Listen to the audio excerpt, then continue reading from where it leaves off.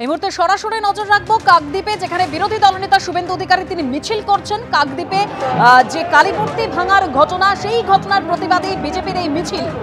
উজ্জ্বল মুখোপাধ্যায় রয়েছেন সরাসরি সেখান থেকে। উজ্জ্বল,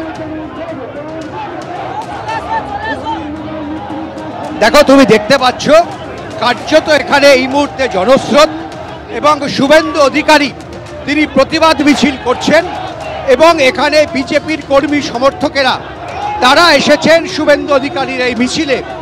এই গোটা রাস্তাটায় বিভিন্ন জায়গা থেকে শুভেন্দু অধিকারীর উদ্দেশ্যে ফুল ছোড়া হচ্ছে, এবং আজকে মূলত শুভেন্দু অধিকারী এই মিছিলে আসার আগে যেটা জানিয়েছেন যে আজকে তার এই মিছিলের অন্যতম উদ্দেশ্য যে এখানে কালী মূর্তি ভাঙা হয়েছিল, এবং তারপর সেই কালী মূর্তিকে যেভাবে পুলিশ ভ্যানে তুলে নিয়ে যায়, তারা মনে করছেন যে এটা হচ্ছে একটা অবমাননা, এবং তার প্রতিবাদেই আজকে এই মিছিল।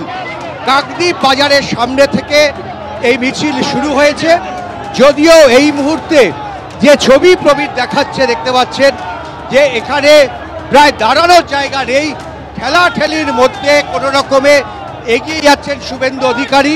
প্রচুর বিজেপির কর্মী সমর্থক শুধু কাকদ্বীপ না, এই লাগোয়া অঞ্চল সেখান থেকেও বিজেপির কর্মী সমর্থকেরা এসেছেন, এবং এই মুহূর্তে শুভেন্দু অধিকারী একেবারে কাকদ্বীপ বাজার যেটা বলে এইখানে রয়েছেন, এসে পৌঁছেছেন, এবং এখান থেকে তার কিছুটা মিছিল করার কথা।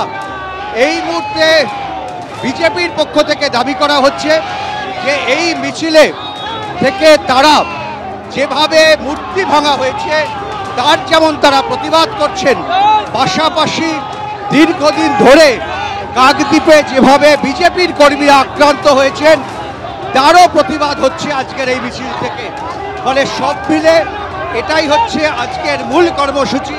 কয়েকদিন আগে সুকান্ত মজুমদার এখানে মিছিল নিয়ে এসেছিলেন, এই মুহূর্তে কিন্তু গোটা মিছিলে মানে কার্যত এখানে কোনো মিছিলের চেহারা নেই। দেখতে পাচ্ছেন গোটা জায়গাটায় প্রচুর বিজেপির কর্মী সমর্থক, তারা শুভেন্দু অধিকারীর কাছে পৌঁছানোর চেষ্টা করছেন, এবং সব মিলে এই মুহূর্তে এটাই হচ্ছে ছবি।